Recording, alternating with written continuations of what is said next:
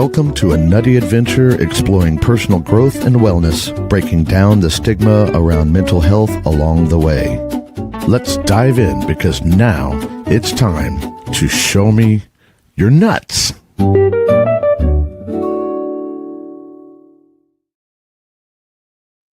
Good morning, everybody, and welcome back to Show Me Your Nuts. It's Tuesday, the end of July. Can you believe this? Okay, well, it's not really Tuesday where I'm recording this because this episode is pre-recorded. It's pre-recorded because on the day this shows, I am going to be in language immersion class, and we'll get into that more here in a little bit. So, welcome to our Freedom finale. And this show, I'm going to report back about that language immersion class in a later episode, somewhere in August. I'll tell you about what my experience is. But I will be attending the Potawatomi Gathering of Nations, which is a yearly event with at least nine Potawatomi nations across the U.S. and Canada. 9 of the 560 plus native nations in the U.S. and Canada. Well, in the U.S. and then there's more in Canada. They gather together every year. And one of the things that happens is a language immersion class. And so I'm super excited to immerse back into my language. I know just a teeny tiny bit where I can introduce myself, and maybe I'll try that here again in a minute. But today we are going to celebrate the liberation of Indigenous languages and how that contributes to mental wellness. We're going to look at how the older folks, as sometimes we call them, but how my ancestors, how they looked at wellness was very different than Western medicine, and how Western looks at it is we look at it as a whole, not as physical health here, language health here, mental health, spiritual health. It's not extricable items. It's everything in one thing, one piece. We're all one being, one spiritual being, one physical being, one mental being, one, our language. And our language carries our culture. So we're going to have a guest today that's going to really help bring that home to us. But freedom, tying that to freedom also takes many forms. It's personal, it's collective, it's cultural. And today we're going to honor all of those things. So before I bring on our guest, let's do a quick Freedom Month recap. And let's look at what we've looked at in July. So the first week of July, we talked about breaking limiting beliefs and breaking free from those limiting beliefs that get programmed in us between 0 and 7 years old, and sometimes actually before 0, previous lives, previous generations. Those limiting beliefs that get implanted that then crop up later in our life and cause us to be stuck unless we figure out what they are and we work on those things with shadow work, with ceremonial work, with therapy work, lots of different ways to do that, going inside ourselves and figuring those out. Then week 2, we talked to Simon Messmer of Mental Health America of the Heartland, and we talked about freedom through advocacy, being able to be free as humans to respect each other and look at our differences and look at mental wellness and social justice, and how what zip code you live in or you're born into determines more about your future health in our society, in our current society, than anything else. And then week 3, we talked about freedom fueling your business growth and your personal growth with Paula Allen. So if you're watching this in this pre-recorded show, and I'm going to look back at the YouTubes and the Facebooks and Twitch and everywhere that this is replaying, and I want you to give me your top 3 freedom breakthroughs. So if you're watching in the chat, wherever you're watching, tell me your top 3 freedom breakthroughs. So I am honored, blessed, and excited to be joined today by one of my fellow Potawatomi Nation members. And I'll ask him if he can correct me on how I said that. But one of my a good friend, dear friend, and I'll call him a family member even, Justin Neely. He's the director of the language program at Citizen Potawatomi Nation.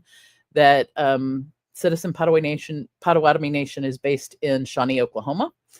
And but originally we were all up in the Great Lakes. And today we're going to dive deep about the Shishibaniak people, otherwise known as the Citizen Potawatomi Nation, which is, again, one of the 9 different Potawatomi nations in North America. And we're going to talk about how mental wellness is observed, approached, talked about in our culture, and also in our language, how those things are connected. So I am going to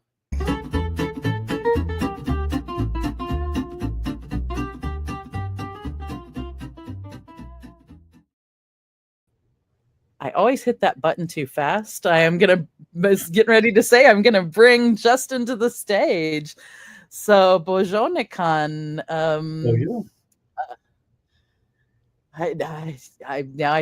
I lost my words. I was gonna try and say something else, but I realized I didn't know how to say it. Welcome to Show Me Your Nuts. Miigwech. Yeah. So, wow, we've got lots of things we can go into today, but I think really to first thing I want to do is just maybe have you, if you don't mind, culturally, when we gather together, we frequently will start things with a prayer. So if you don't mind maybe giving us a short prayer about the show, about the topic, kind of go wherever you feel like that should lead you.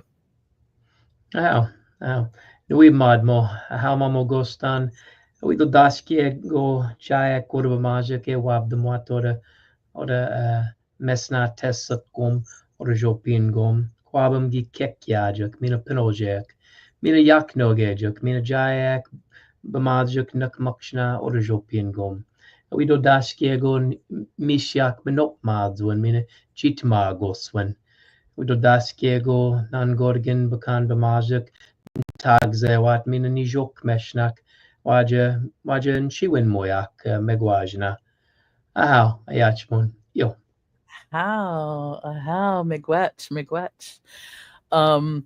I won't be coming back from the language immersion that fluent, but there are words that one thing I love, not just about the Potawatomi language, but I love the fact that when I hear our language, my body, my mind, my spirit knows it, even if I can't get the words out of my mouth.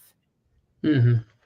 You hear sometimes people talk about like blood memory, like there's that blood memory, and that I've also heard people also say, we're spirits traveling in a physical form for this short time, that and things of that nature. So yeah, Nistotone, I understand what you're saying. Yeah, because that kind of, and it goes along with it. What I find fascinating is also how Western science is kind of catching up with our traditional knowledge in the sense that understanding quantum entanglement. I mean, and actually 100 years ago, I think science maybe understood even a little more than we do now, and it got buried in that whole idea of Tesla's, and I don't mean the car, I mean the scientist, Tesla and Einstein, and then many physicists since then came up with the knowledge on the quantum world, and how that science is now catching up with and connecting back to spirituality. There's one of my absolute favorite authors, who I found out I was born on his birthday, is Dr. Bruce Lipton. He has a book called Biology of Belief. amazing. And he's a cellular biologist who also, so at the beginning of his lecture, it's cellular biology. And at the end, he connects it to spirituality. And I'm like, well, duh.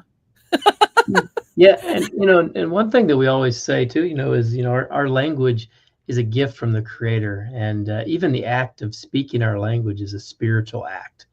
And what you're saying about not disconnecting those things were never disconnected in our traditional lives. Mind, body, spirit, all that stuff. I mean, there was a spiritualness about life in general. When we talk about what we always strive for was when the good life. But that's a really hard concept to translate somewhat in English because it means so much more than just, again, physical health. It's having your stories, understanding, your ceremonies, speaking your language, singing your songs, knowing how to make traditional regalia, knowing your dances. And the language is really the thread that kind of ties all that together, and language allows us in many ways it's kind of like a time portal sometimes when you think about it. It allows you to see what was important to our ancestors, long ago, but what's still important to us today as traditional Potawatomi people. And sometimes it's difficult, people talking about walking in two worlds, Zineget go to Gishpan Nishnabed Nadzian. It's difficult sometimes if you try to live in this traditional Anishinaabe way because a lot of our views about the world and around us, they don't kind of mesh with modern society's ways of seeing the world around us. We look at things like elders as someone to be respected, to be heralded, to be wealths of knowledge. Sometimes in quote modern society, sometimes elders are seen as inconveniences. Put them in a nursing home, get them out of the way. And we see them as like valuable libraries of knowledge. And even the concept of like dominion over things. A lot of times in modern society, it's all about me, me, me. For traditional values, it's about us. It's about us as a collective. We rise it's about together. Our connections too. It's about our connection. It's all about connection, really. The language is all about relationships with the earth, relationships with each other, relationships with your clan, with your family, with everything around you. There's a relationship, and we show that relationship. We show that respect in the way that we talk to these things, in the way that we see things. When I say I see the sun, I say Nawab Ma'o Jesus, literally means I see him or her, this animate being, basically, this animate thing, if you will, the sun. But when you start talking about things like that, and you start talking about an ant, for example, as like him or her, it changes the way you see things. It changes your perception. You realize that ant over there has as much reason to be as you do, and that his purpose or her purpose might be more important than yours. And we're more on equal plane with the things around us. The same way when we take plants from nature, we put down sema or tobacco and we say a prayer and we thank that plant for giving its life so that we can live. Same thing when we hunt. If we go out and hunt an animal, even after we've shot that animal still has a spirit around it.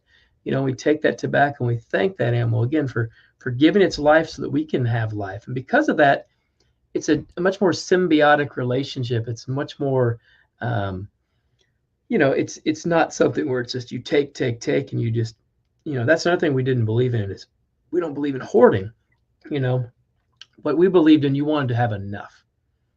Yeah. Like you don't need more than what you need. And if you get to that point, you give it away. You just give it away to other people.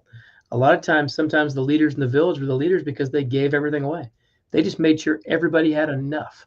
You didn't have to have, 85, deer over here in the fridge waiting for you. You had to have enough to make it through the winter. Had to have enough monomen for rice to make it through the winter and whatnot. So, and how important it is that everyone have.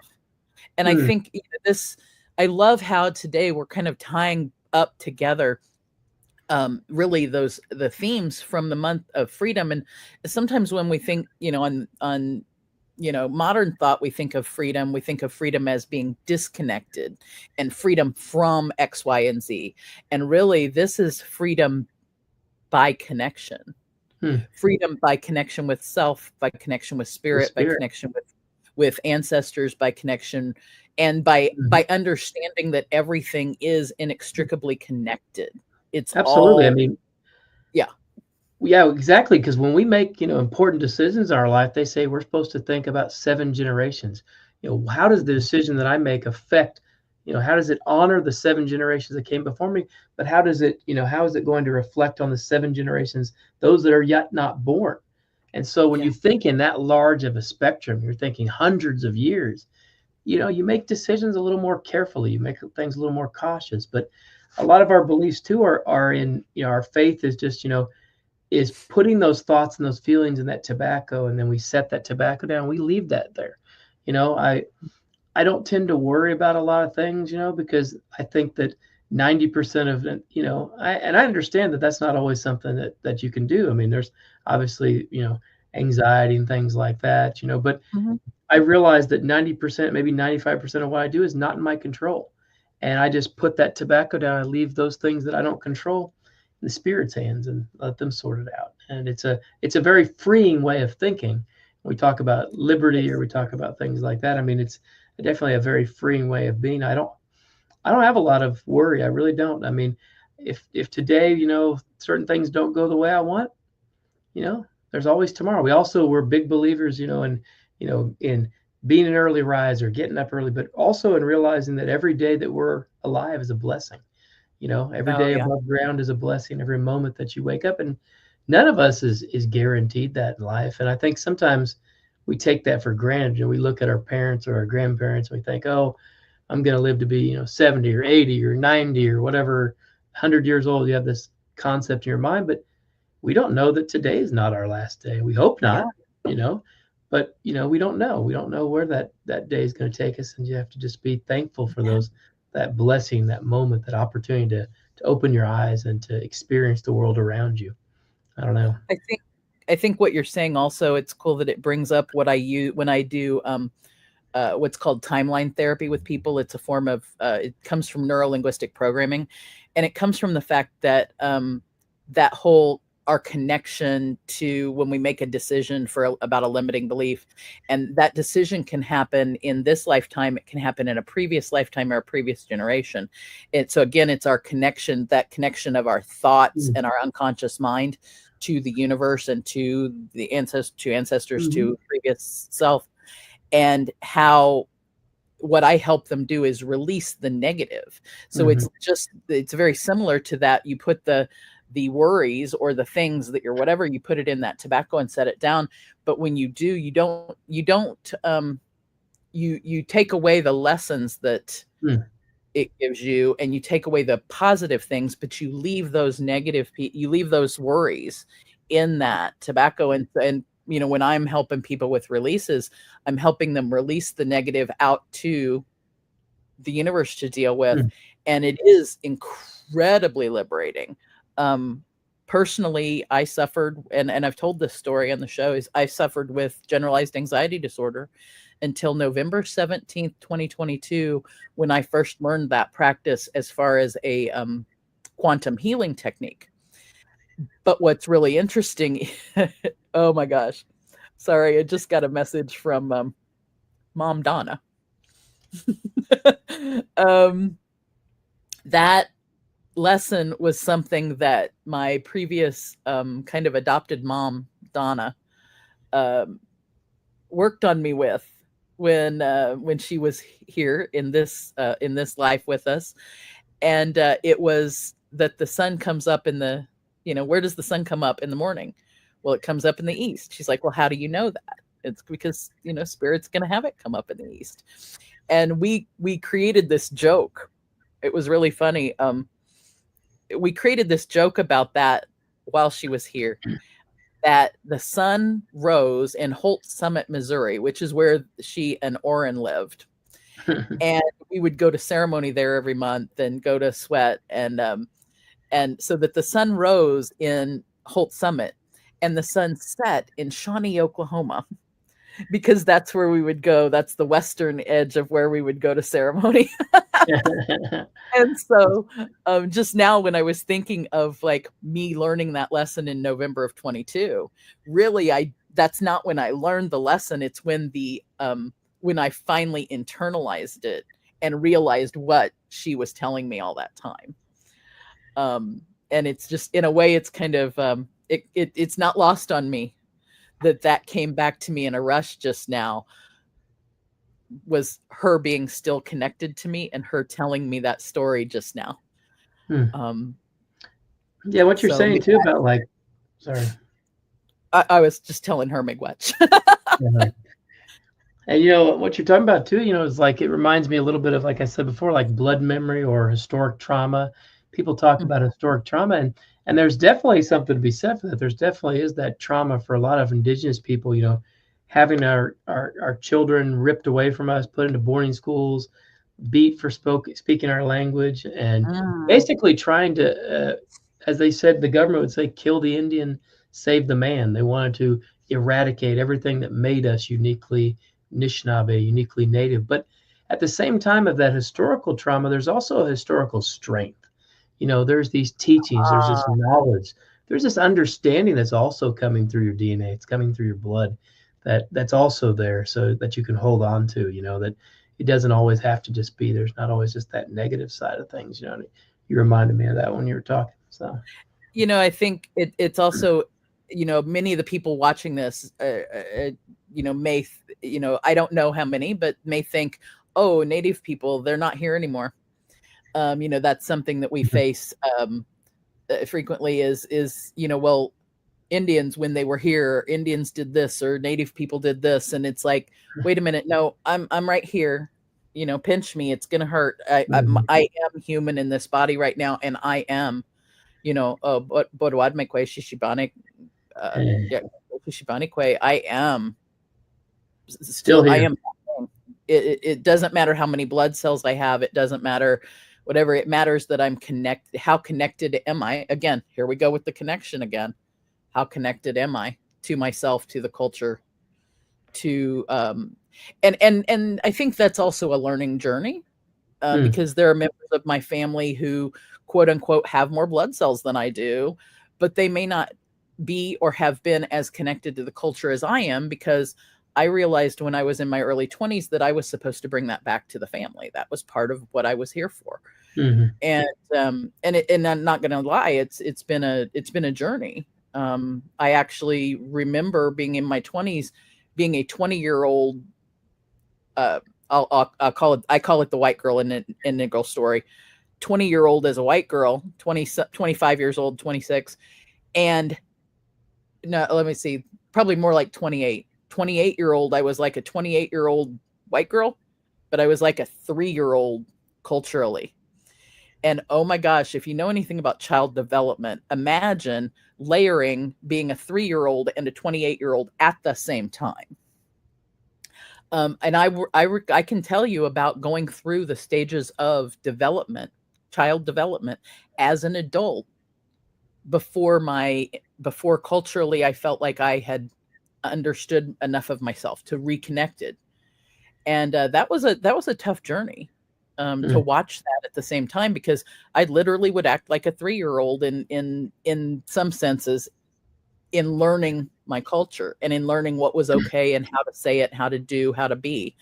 Thankfully now they're both adults, and they get along a little better. Every once in a while, the white girl beats up the Indian girl and says, "No, we're going to be here on time." And the Indian girl's like, "No, we're going to be here when we get here," you know, and they'll get in a fight. But you know, and that's I joke about that, but really I think that's also shows our perspectives. It shows the perspective of what people I grew up with. Indians were on TV. People I hang out with now were like, yeah, we're right here. We're right here together. Connected. And I know what you're talking about too. You know, it's and I think everybody is kind of on a different spot. You know, we're all on that journey to reconnect, to understand ourselves on a deeper level, and everybody comes in at a different place in their life. You know, some people might come in their 30s or 40s and try to reconnect to the culture. For some, it might be in their 20s. You know, for me, I started kind of learning the language when I was about 16 or 17. I always knew I was Potawatomi, but you know, I didn't grow up in a real traditional household. I mean, we knew we were Potawatomi. We knew we didn't live in teepees. We knew we lived in wigwams. We knew we lived in the Great Lakes. You know, but outside of that, I couldn't tell you that much. I mean, I didn't have that much knowledge of the tribe per se. And, today I have just a little bit more than I had the day before. And, and every day, like I said, you gain a little more understanding, a little more knowledge. But the language is an interesting thing in the sense that it really takes you on a journey of understanding. Because for me, what it allowed me to do is it took me to all these different places where these different elders were, gave me an opportunity to sit down and listen to them and talk to them. Because a lot of those same people that did language are also the ones that did ceremonies. They're also the ones that did, birch bark canoes. They're also the ones that did different traditional activities. And so it gave me an opportunity to actually interact with some of these people and to keep their memories, there, and to have those memories that kind of to hold on to, but also to share for other people. I remember the first time that I ever heard the language spoken, I was at a meeting in Kansas. I went to one of the Kansas regional meetings, and I grew up in Raytown, Missouri, not far from where you're at. Actually, I am literally in Raytown, Missouri, as we speak.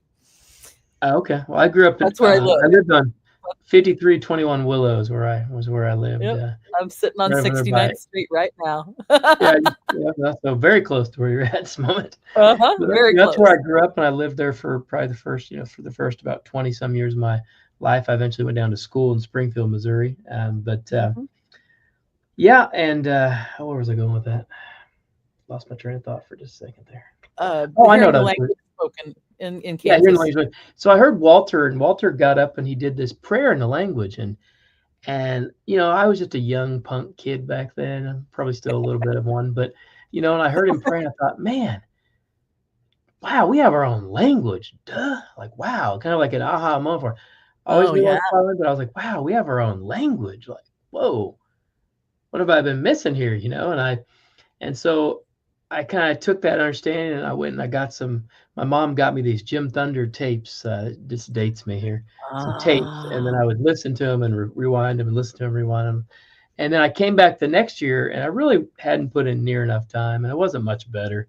I still didn't know how to ask this man like a simple question like, Nisha Ejnakajan, what is your name? I knew a real kind of rudimentary way to ask it, and I said, Walter Cooper Ne Gadejnakas, which means, is your name Walter? And he said, Konage.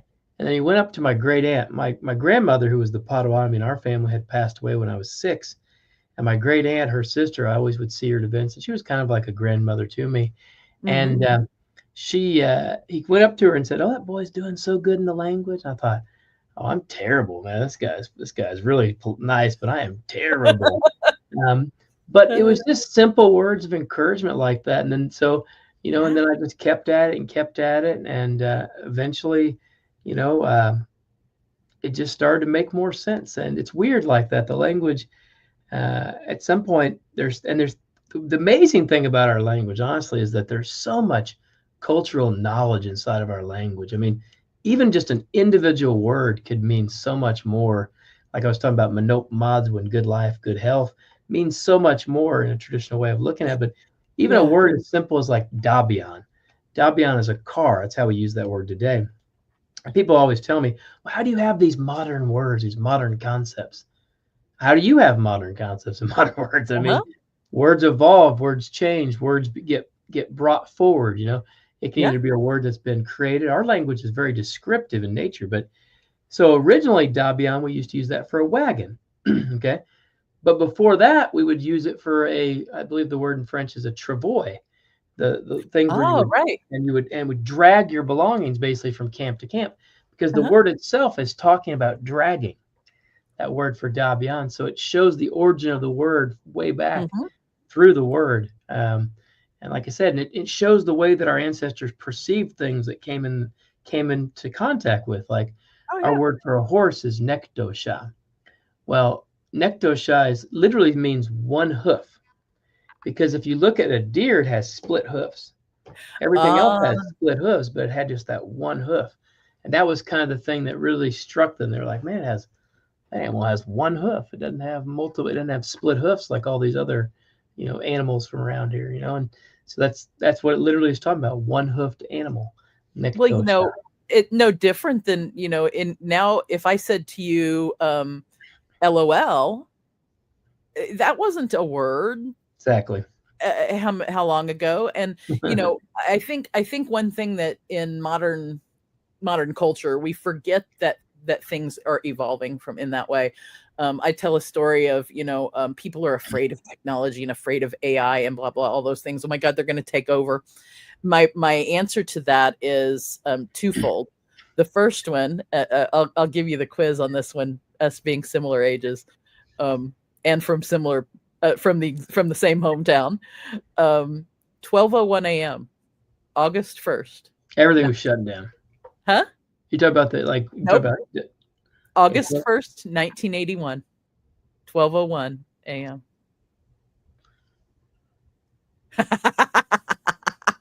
12:01. August 1st, the key in maybe 1981. MTV. You got it. What's you got it. MTV knew what it was doing when the first video that played on MTV was I want my Is that the one? Was that the one? Nope. Da da da da da da da da da da da da.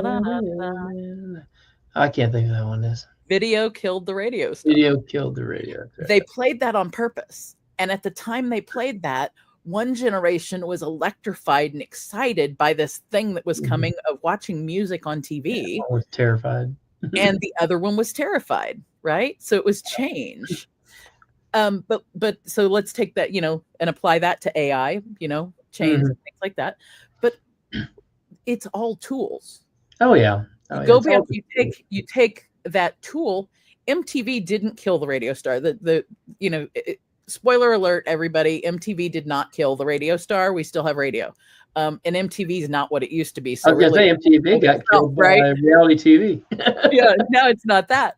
But the other, you go back and from what I can figure, fire was probably our first tool that has, and we still use fire the same way. So language evolution and things in language evolves around what is this thing that's different, So I love the fact that we've got evolution, we've got connection, and we've got freedom all tied up together. And really ourself all tied up in that too. So I'm gonna look at a couple of the questions. I prepared a couple questions in advance for you, but let me see. One of the first ones is, and I think we've really hit this one, but to wrap it, how does the revitalization and preservation of our Potawatomi language contribute to wellness, culture, to mental wellness specifically, and our cultural identity as Shishibani? Well, really, it's everything. I mean, quite honestly, the language really is the thread or the rope that kind of ties it all together. I mean, that's why when the government tried to terminate tribes back in the 50s, one of the things they looked for was, do people still speak your language? Do you still have a unique language? Because if you don't have a unique language, then what are you really? You're just a reunion of people that share common DNA. Like, if you've lost your culture, you've lost your language, what are you? I mean, why do we need to honor these? They were looking for reasons why they wouldn't have to honor the treaties that they'd made with us. But it all goes back to I know the word Shonya. Yeah, it all goes back to Shonya.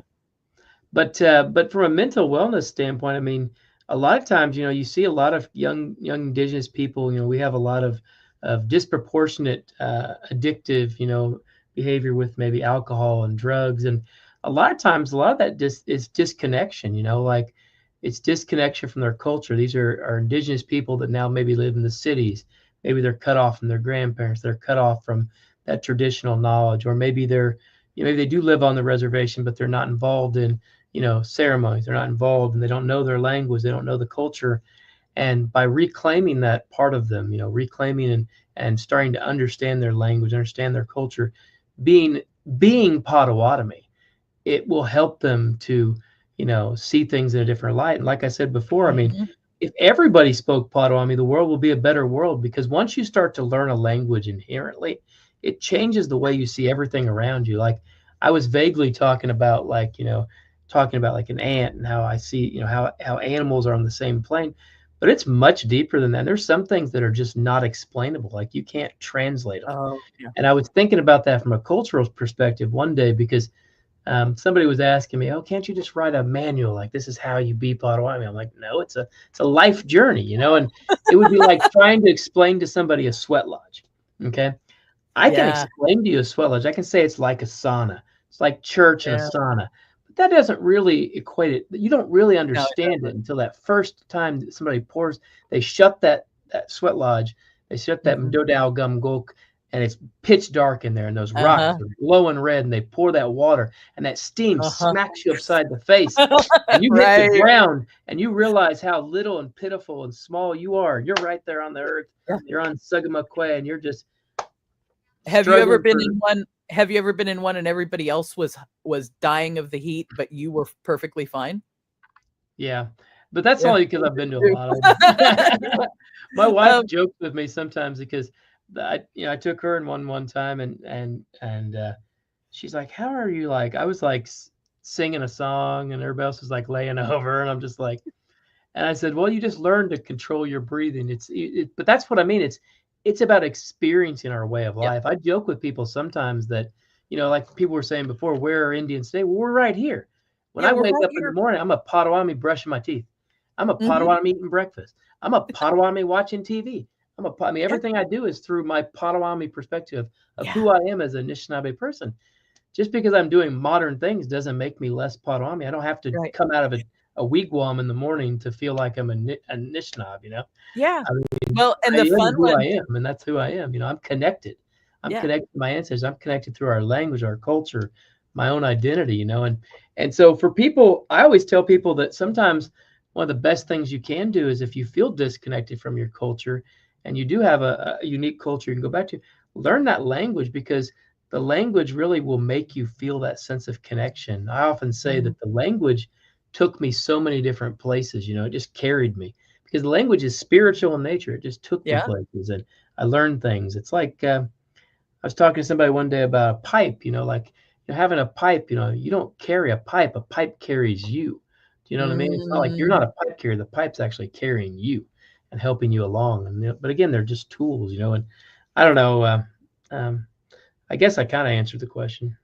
Well, yeah, you did, and, it reminded me of something, and I think I just lost it too, but, um, is it's that, again, not just the connection, but, oh, so, just every morning when I get up, I'm not only Potawatomi brushing my teeth, but I'm Potawatomi and Scottish at the same time.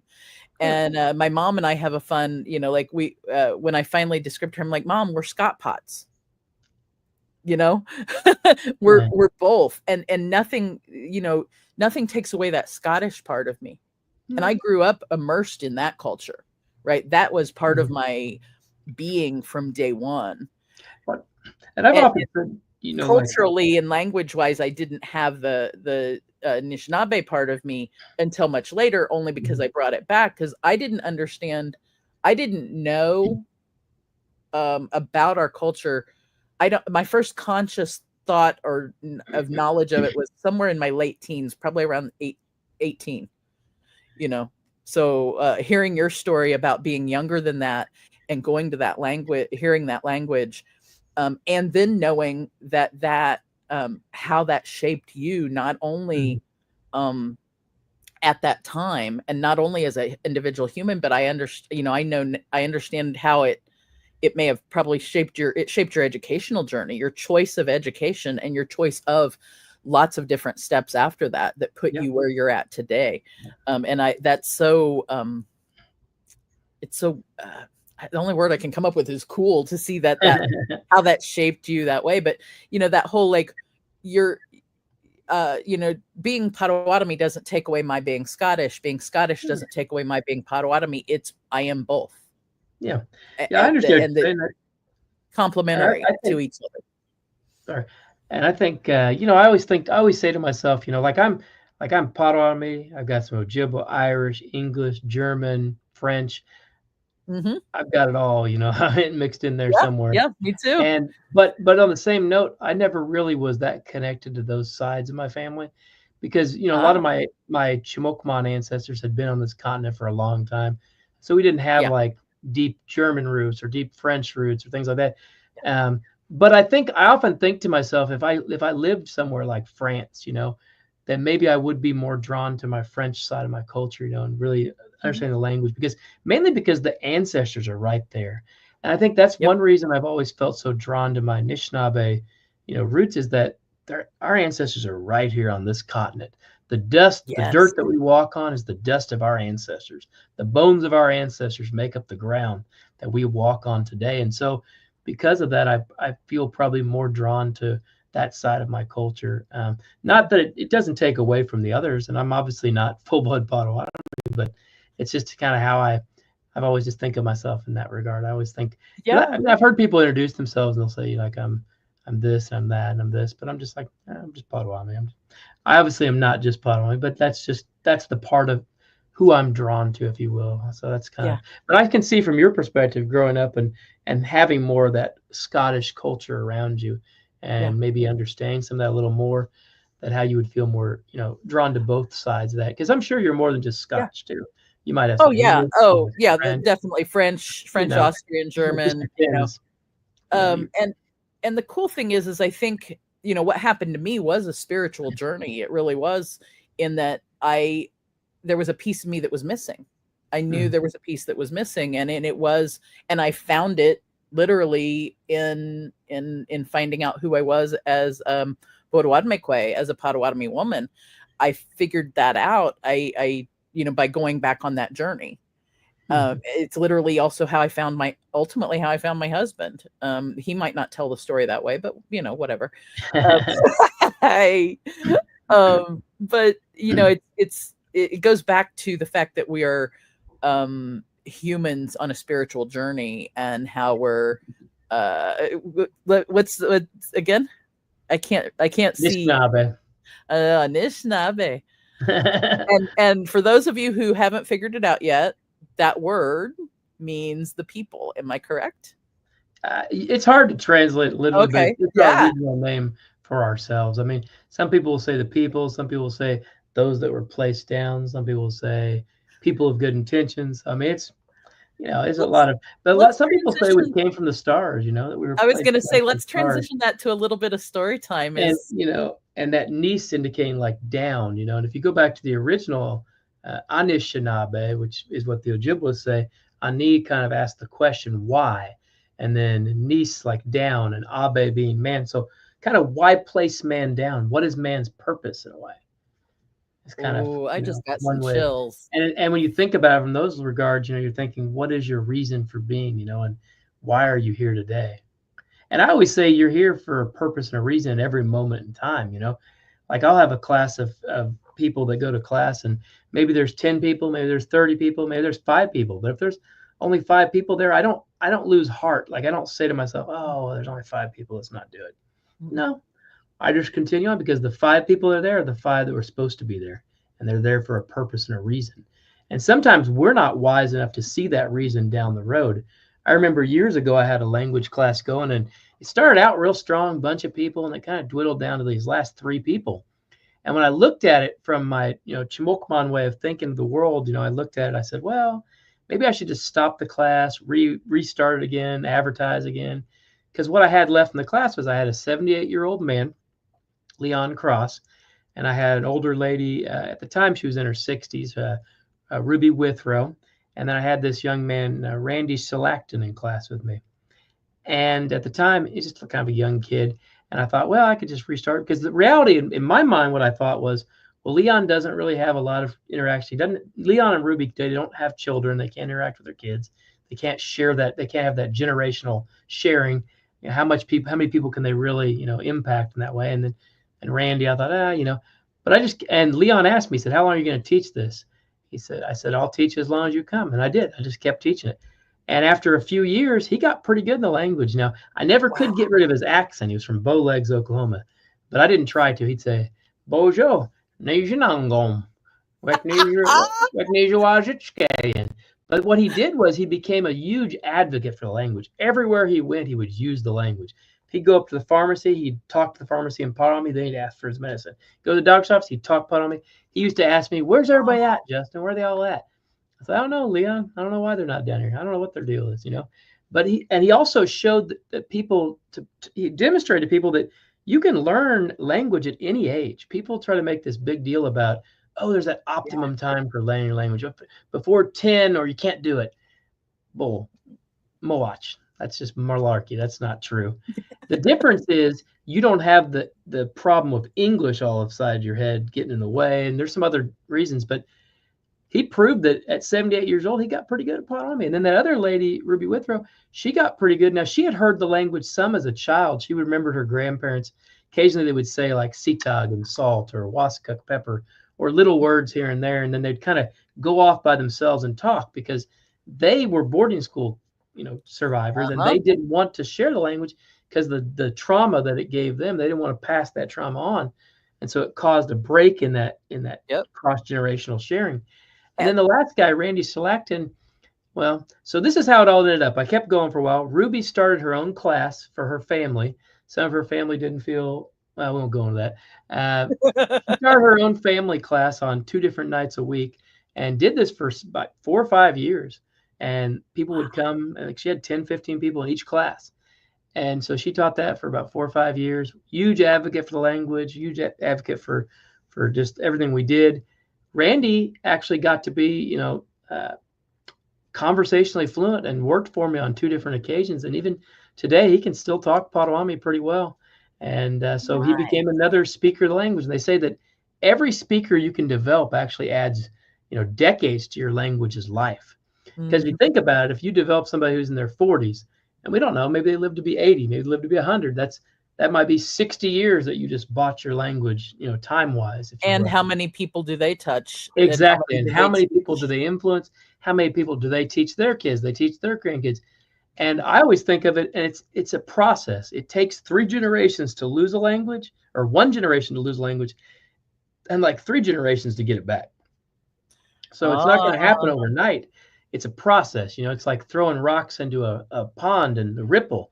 You have no way of seeing that ripple effect sometimes. You just have to have faith that the Creator knows what He's doing. The spirits know what they're doing. That's those 7 generations right there. Absolutely. And but if I took that from a non-Anishinaabe perspective, I might have said, nah, not enough people, waste of time, waste of money. Poor ROI. Yeah. We'll just cancel this and start over in a few weeks. Yeah. And that reminds me again of my journey to filling that place up. At the beginning of the journey, I was pissed. I was mad at my ancestors.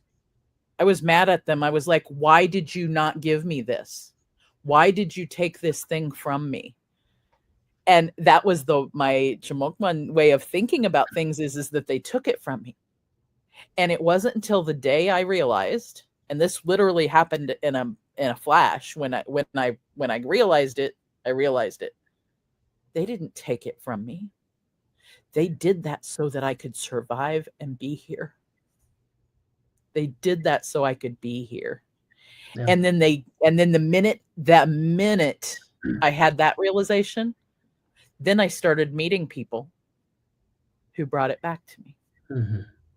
And then the day that I held my baby cousin in my arms at the airport in Kansas City, when I met him the first time I met him, he was, he couldn't have been more than a month or 2 old. And he's 26 now. Yeah. Okay. Somewhere he's around 25. But the first time I held him and talked to him, I talked to him in the language. And I told him, and growing up, he knew from the time he was a baby, he's always known who he was. And isn't that a beautiful thing? I felt this major calling to and at the time he used to call me Aunt Stacy, even though we were cousins, because it's kind of in that age range I was, and he still, wouldn't, but to this day, he knows he's Potawatomi. He knows a couple words, I think, And that's more than you knew as a child. So, and that's the thing. we have that opportunity to change things like that. So, and that's a beautiful thing, that I didn't mean to cut your story. I'm sorry. No, that's okay. I'm sitting 'Cause here it with tears coming down my Yeah, face I mean, of all of them. 'cause exactly. I mean, it just gives him an opportunity to hear it and to be more connected at an earlier age, and that just kinda started him up on that journey even quicker. And so Yeah, maybe because of that, we can make it where our kids or our grandkids or our cousins or our nieces and nephews, they can be further down the road than we were, yeah, and, like my children, every day, "Gamay get wegwindeke bidgeyan and wigwamum." Eyoyan or Dezeshmon. Every time I go into my house, I use my language. My kids know they don't know. I never said water to them in English. I always say bish. I say wish kebabo. I don't ever talk about pop. Pop. That's a funny word in itself in English, but I was gonna say, yeah, yeah, that I can soda tell you've pop. been in Oklahoma for a while calling it pop. But wish kebabo, that's what we call it. But I mean, when I tell them to come eat, I say, be a wee snut, come eat, or I tell them things like my littlest ones. I'll tell them, dapnan wigdoyin mina zagajawebin, and pick up that trash, throw it away. And I talk to them like that in the language all the time, and and they understand, so they do what I ask. And every once in a while they'll reply back. The greatest joy I ever had. And I'll be honest, I've got 8 kids. Okay. I didn't do as good a job with my oldest 3, but they still know who they are. And they Yep. still know quite a bit of their language, well more than I ever knew as a child. But part of that was because of my ex-wife, and I'm not going to go there. We're going to stop at that point. But Different part of your journey. a different side note there. Yeah. But my younger kids, my wife, my present wife, is very supportive. She's not Potawatomi, but she's Seminole and Creek, and she speaks Potawatomi with the kids. I mean, she knows more Potawatomi than, I hate to say it, most Potawatomis. She speaks a ton of Potawatomi because I Yeah. talk it all the time around her. And I told her one time, I said, "Do you want to learn, Creek or Seminole, which are kind of similar languages?" And Yeah. she knows a few words, the bad words, things that Yeah. you and but she said, "No, it's okay. I'm okay with that." Because I said, "If you do, I'll learn it with you. It's not Yeah. related in any way to Potawatomi, but I'll learn Seminole Creek if you want to. I Yeah. mean, They're you went not out as of your way to way. learn my language, to teach it and speak it with our children. I'll happily do the same if that's what you want." But she Yeah. said, "Nah, it's okay." She's good with Potawatomi. I said, "Okay." So I mean, my kids, like I said, they know Potawatomi, and they can. And but like I said, one moment, like every night, they'll say things to me like "Get to bon" and "I love you." Get to bon and nos. Get to bon and gie. Love you, Dad. Love you, Mom. Get to bon and Donis. And I'll say things like "Dokum" or "Da Dokum," but little things. With kids, you use a lot of commands. Not a lot of "Why do you want to do this?" More like "Do this, do that, don't do that." Anyway, but my boy, he woke up in the morning, and my wife said, "Did you hear what he said?" And I said, "No." She said, "He said Buck Day." I said, "Dang, of course he did. I wasn't there to hear it." He goes out in the dining room, and he's by his older sisters, and he goes, "Buck Day." It means I'm hungry. And I heard it that time. And I was like, Uh-huh. "Oh, get that man some food." Yeah. And I joke with my kids. Sometimes I'll tell them, if you gishpun nishna bamyan kiep bosyan wegwindek ndowindman. If you say it in Indian or you say it in Potawatomi, I'll do it much faster. If you say it in English, I'll Uh-huh. just get around to it whenever I feel like it. But if you tell me in Potawatomi, I'll hop to it. It gives them extra motivation to There's use Potawatomi. there's a difference in time view. I'll tell you what, Justin, I knew that we were going to have a good time today. I so knew we were going to have a good time, and I knew, but I also, kept myself open to like what I was going to hear from you and what we were going to talk about and what I was going to talk about. I didn't even know some of the things that and I love that. I love that type of flow, and that type of flow to me, to me, it's Yeah. also a way of looking at things from our perspective of like things happening when they're supposed to happen and as they're Mhm. supposed to happen, as opposed to having these strict, very Western structured Mhm. things. And I attribute I attribute my my deeper knowledge of that to my journey, my cultural journey, Although I've always been that rebel anyway, that I didn't want to do things in the box. Never have. My birth story alone shows that I showed up 3 months early, and wasn't supposed to live 24 hours. Yes, I'll be version 5.7 in October. That's my new way of, instead of calling it snows old. That's how we always refer to it as so many snows old. Snows old, yeah. Because every winter, because the winters were harsh for our people. So if you made it through a winter, that was quite an accomplishment, and it was an easy way to mark time. You went from winter to, because there wasn't a year it didn't snow. I used to joke with people down in Oklahoma. There's been years where it hardly snows, or maybe it just splatters, or maybe it doesn't even snow in our area. And I say, well, that means I can deduct those years off my age. I could be like, well, I'm only what, 45 instead of 48. I like that. I like that. Deducting years off that way. What I'd love to do is number one, I'd love to ask, would you possibly come back and maybe tell us some stories later this year? Yeah. Or because I know stories are important things. One of the things I wanted to ask you and I didn't get to was, are there any stories? Let me get my my little video up here. I'm gonna put actually I'm just gonna put a picture up and then I'll put the story. Are there any stories about Singo or the squirrel? Because I can think of one about a chipmunk, but I'm trying to think of specifically Singo. But I will say that the word Singo has a literal meaning. It comes from Sinachigal, which actually is talking about like hoarding up nuts. There we go. Because they're the ones that they hoard the nuts. They kind of gather them up, and that's something we take for granted sometimes too, is how connected to the outside world our ancestors were. I mean, they can look at the sun, they can look at the stars, and they know what's going to happen. They can look at the moon, they see a ring around the moon, they know the weather's going to change. But you can tell leaves on trees, then they turn upside down. How many acorns those squirrels hoarded up for this winter. You can tell it's going to be a bad winter. You can tell that all these different things you could learn and tell by looking around at the world around you. And, and again, it's about relationships. It's weird because I remember, once you kind of create a relationship with a plant, some plant that you use in nature, it changes the way you see that plant forever. It's like they're part of your family, like I use a lot of red willow. I've used inner bark for like tobacco mixture, but you also use a lot of willows for like making like sweat lodges and things like that.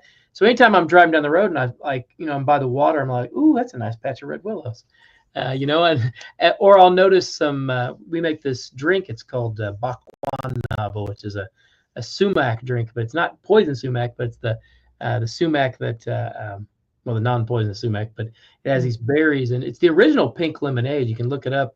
A lot of even the old time settlers, they used to drink this stuff because it used to be you couldn't get limes or lemons, fruit like that. It was very hard to get. I mean, I remember my grandpa being happy he got an orange, for Christmas. Right. And today we're like, you give a kid an orange and they're like, what's this? Yeah. Throw that to the side. They're like, whatever. Got a bag of those over there. But anyway, and so like whenever I see those plants, I'm like, oh, that's a nice batch of sumac over there. Or I notice, oh, look at that. Look at those cattails. They're looking really good, man. Those would be some nice ones for making mats or something, So it's like it's amowush, bee balm, all these different plants and medicines. Once you have a chance to use some of them in some way, whether it be with a tea or something like that, it's a different way of looking at them. You don't really look at them the same way. And, you're really, really interconnected, especially. Yeah, it's like they're part of you. Yeah. And you're part of them. Like they've had some experience in your life and that's why I also tell people you have to live this life. Yeah. Being Potawatomi is living our life, and living our way of life and trying to be engaged in it, trying to be engaged in our culture. But it's a journey. You don't wake up overnight and be like, okay, I read this book and now I know everything about Potawatomis. Okay, cool. No, you meet different people. You share stories and thoughts and feelings and emotions and relationships, and you offer tobacco to this elder and you thank him for telling this story. You do this, it's that kind of connectivity. And really that offering, that sema is kind of like that too, because it's a connection. Like you offer that tobacco, that person accepts it. Now there's that connection between you and that person, and your prayers are in that tobacco, their prayers in that tobacco.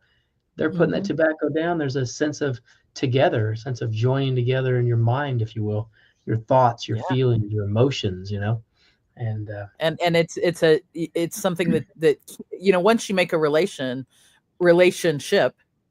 and really even when you make it a never ends. relation, you when you make a connection with someone, you don't that doesn't, even if you never see them again, that doesn't sever the connection. No, you have that And memory, that moment in time that you Mhm. can draw from for strength or purpose or Yeah. thoughts. Like it's like that story about Walter. Walter's been gone for, gosh, over 30 years now. I mean, but I still Wow. remember that moment in time, Yeah. that experience.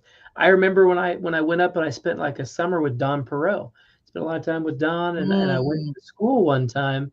And in fact, he taught at the Not to Wash school and actually got me an opportunity to work for the Hannahville Potawatomis in their K through 12 school for a couple of years before I came down to work for our own tribe.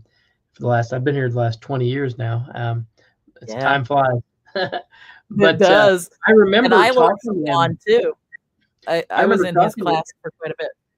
Yeah, I remember. I knew you knew Don, and Uh-huh. I remember talking to him one time in the school parking lot. I remember where I was at, and I had got lazy and I wasn't listening to my tapes. I wasn't rewinding a bunch.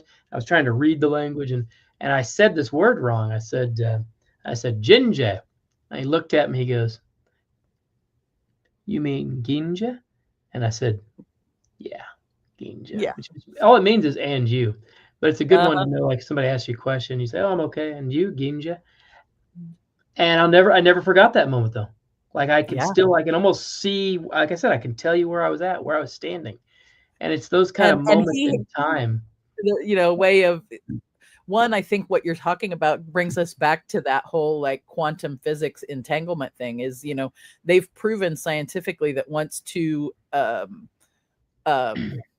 atoms, once they're connected, there's not a disconnection. There's quantum entanglement. And so scientifically, but also spiritually and culturally, this once you are connected, you are not, you never are disconnected, even if Hmm. you're physically away from.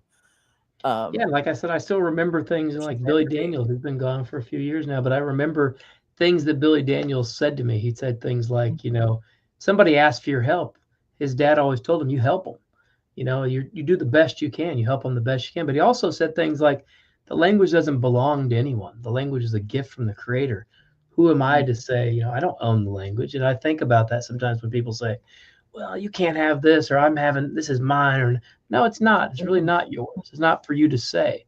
It's not for you to decide. It's not like that, and Yeah. but it's like I said, just all these different elders that I've had the privilege and the honor to get to know over the years. I can sometimes, gain understanding or insight into things just from pulling from those memories, people like Hmm. Stuart King and Jim Thunder and Don Perot and all these different Yeah. elders, Walter Cooper, that I've had the pleasure of And getting to I bet know. many a McKinney Oh yeah, Jim McKinney, elder and um, Smokey McKinney, his son, lots of the Lauren. McKinneys. Yeah, absolutely. Yeah. I had the honor. That, I think, just the real, like, we've traveled around today, but we've also, like, it's that that freedom doesn't mean disconnection. Freedom actually means connection I think so. in I many think I think ways, that's where the freedom really lies. Yeah, you is know. in that And connection. I have I've been so blessed today, and I know we could go for hours, which is why I'd love to be able to ask you back sometime. But before that is I'll say, and first, forgive me, for my elders, and everybody forgive me, but Igwin Mish Igwin Nikon. Oh, I'm grateful, friend. I'm mhm. grateful to you as a and I can't remember how to say the word brother. I Well, would it means use the same thing. I would use the word brother, you know? Nikon, that's the funny thing about Nikon. Nikon means my friend, but it also means my brother. But it means so much Ah, more than that because Khan is your bone. So it's almost like you're saying that person's a part of you. You know what I mean? So we didn't have Here we go again. Yeah. casual friends like your friend today, gone tomorrow. Like Right. you said, Yeah. you're connected to that person. That person's your brother. Yep. That person's your friend on a deeper Yeah. level, Nikon. So I didn't realize it was that close to brother. See? So after this episode airs, I may come back to Show Me Your Nuts and be speaking more, and you know, the rest of you out there are going to have to go to tell people where they could find you. What's a good thing for them to do if they are native, if they're not native, if by chance we have some of our Citizen Potawatomi family watching. Well, we have a lot of resources for learning the language. That was one thing that kind of became a main thing for me. When I started learning the language, there weren't a lot of resources out there. There wasn't a lot of stuff even online. Smokey McKinney had a dictionary with about 1,000 words on it, and Laura Welcher had a small little grammar thing, and that was it. And so that's been something big for me, is making the language accessible and getting it out there. So we have 2 YouTube channels, and you can find them if you look up Justin Neely and Potawatomi language. And we're actually developing another one because they want to move some of that stuff all into one under just CP and language department. They're slowly moving it, but there's several hundred videos on each site. I'll link those in the show notes for this show. Okay. I'll make sure I have that link and put that in the show notes for people. And we've also got a learning.potawatomi.org, which has some language courses on it. We got a course at 7,000 languages, 7,000.org. We've got an online dictionary, www.potawamidictionary.com, has about 10,000 words. About 90%. I found a game on the App Store. I found a game on the App Store the other day. Game with the Dice and Bowl game and the Moccasin game, I think. Or no, the Snow Snake game. This was the snake. Yeah, the Snow Snake. And also the Dice and Bowl, I think, too. Okay. So, you know, keep your eyes out. And without going deep, you know, sometimes the word Potawatomi can be spelled multiple ways, and you know, and that's a whole different show by itself of how spellings are different, you know. But if you see the scrolling at the bottom of this screen is Potawatomi.org, is the Citizen Potawatomi Nation's website, and then I'll put I'll get the links from you, Justin, and put those in our show notes so people can find things. What's the one action that you think the best action that somebody could come away from our show today from you? I know, put you on the spot. The best action. And this could be with anything. What's their next best action that they should take?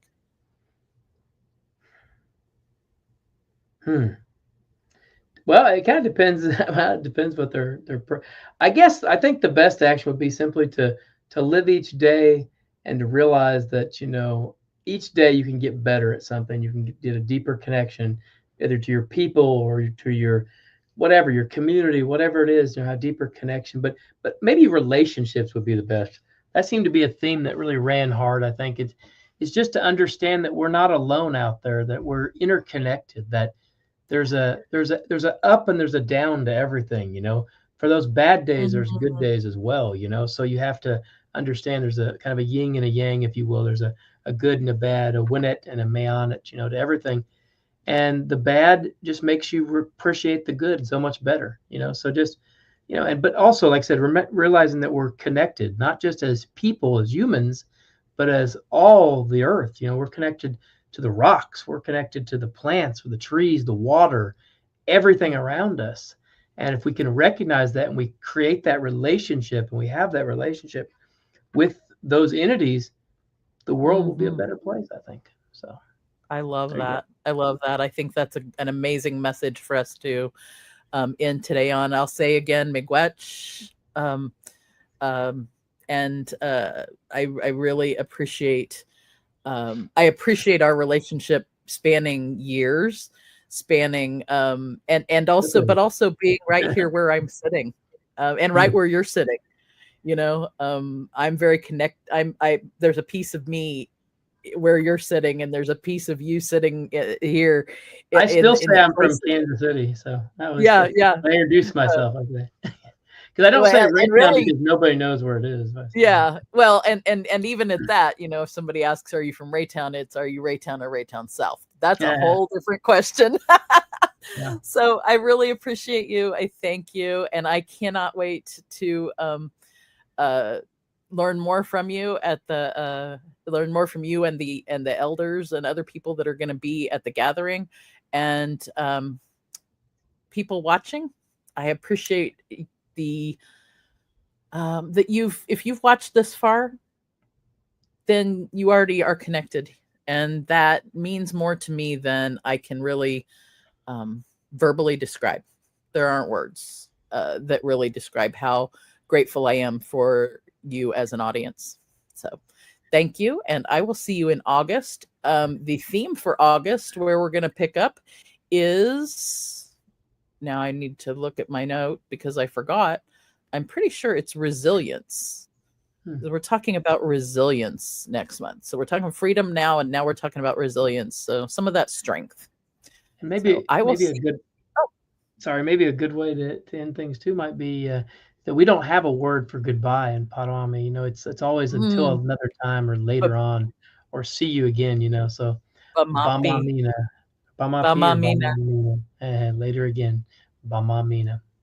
I may have to start closing the show with that. So we say there's a hashtag born every week. Maybe I need to use the hashtag Bamamina to teach my audience about that. Later again, yeah, because there's not there, because like I said, you know, we believe, you know, really that we're just spirits here trapped in a physical shape at this moment in time, and it's not an end. It's just a cycle. It's a Continuation. moment in time, you know. And we do believe that we will see our ancestors, our relatives again, you know. So Bamamina. Bamamina. Thank you for joining us on this nutty adventure. Remember, personal growth and wellness are journeys best taken together.